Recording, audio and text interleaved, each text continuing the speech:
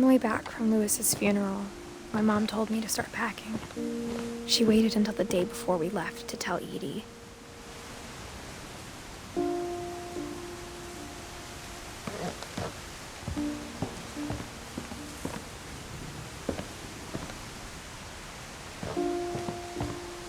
I'm not sure if she wanted to make it easier or harder.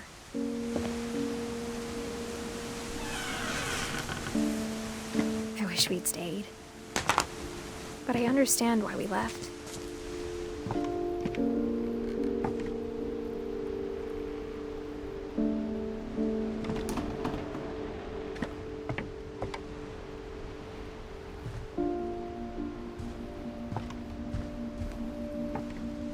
My mom ended up leaving everything behind.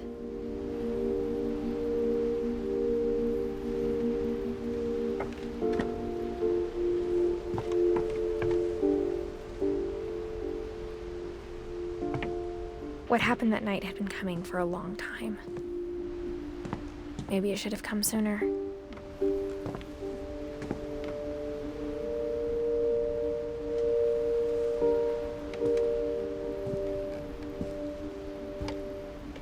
But it had to end one way or another.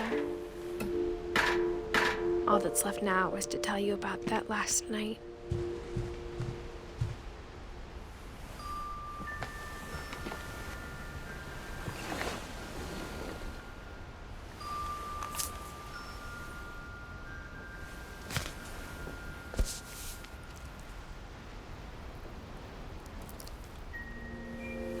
That whole last day, Edie just watched us pack and didn't say a word. Until supper, when she raised her glass and said, "To our final night together, and all our final nights apart." Grandma, you know what I said about alcohol. Some of your medications are very Edith, specific. I left a present for you in the hallway. Why don't you go open it? The grown-ups have to argue now. I'm sorry, you're right. We're all leaving tomorrow. Let's just enjoy our last... I'm not leaving. Edith, you're excused.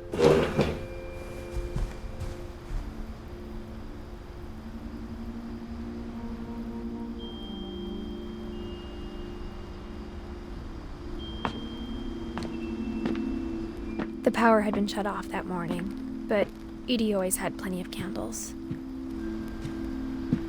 When my mom sealed the library, I don't think she knew about the other entrance. Or that Edie had a key to it.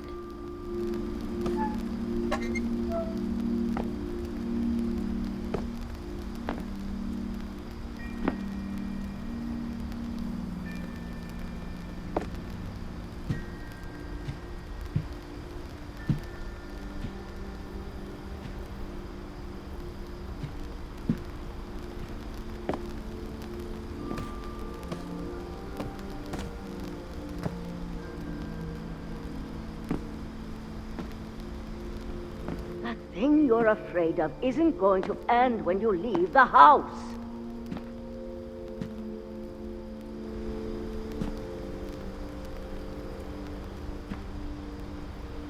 Edith has a right to know these stories. My children are dead because of your stories. I think it's best if Edith and I leave tonight. We'll have the nursing home send a van for you in the morning, okay?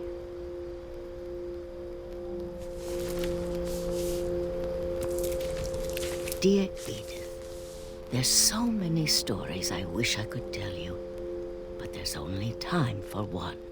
This is about what happened on the night you were born. That night, the tide went way, way out.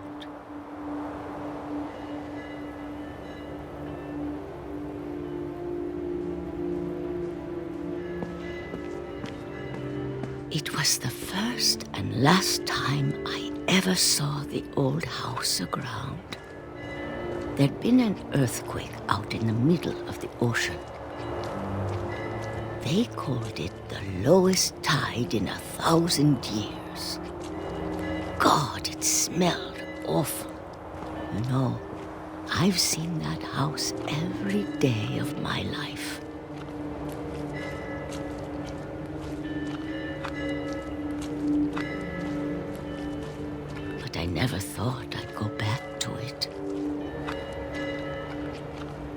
when the fog rolled in, I lost my way.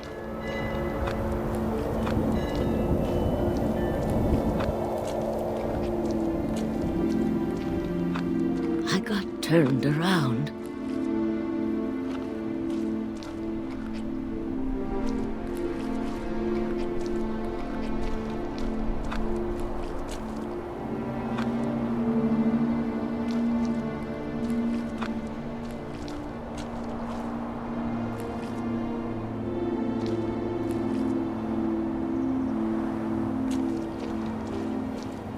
For a while, I wandered.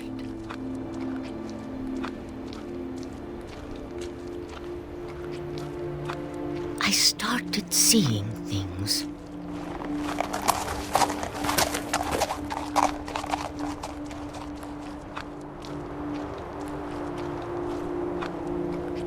Things I'd forgotten had ever existed.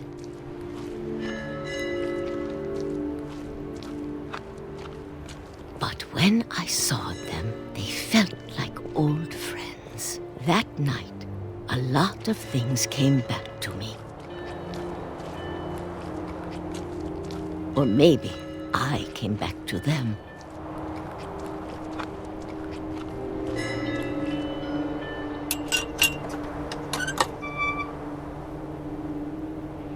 Things I can't explain, but that I need you to try and... Edith, what are you doing in here?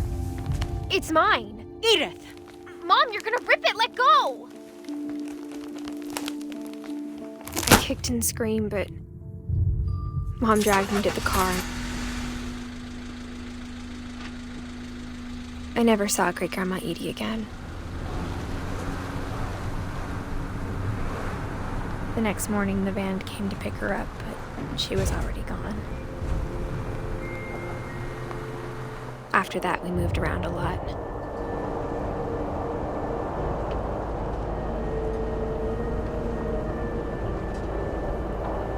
We both tried to make the best of it.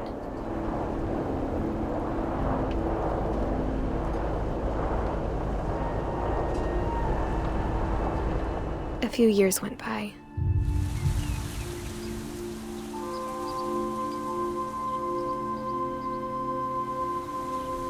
My mom didn't like to talk about it,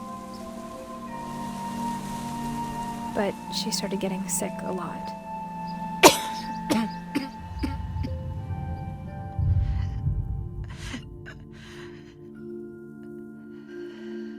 She got better for a while, and then she didn't. And then I was alone.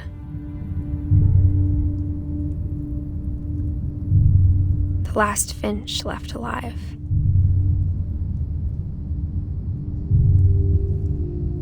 Until I found out about you. I'm still not sure what to tell you about all this. If we lived forever, maybe we'd have time to understand things. But as it is, I think the best we can do is try to open our eyes. And appreciate how strange and brief all of this is.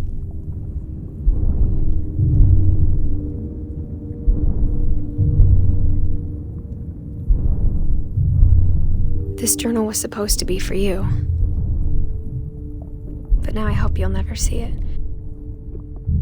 I just want to meet you and tell you all these stories myself. But I guess if you're reading this now, things didn't work out that way.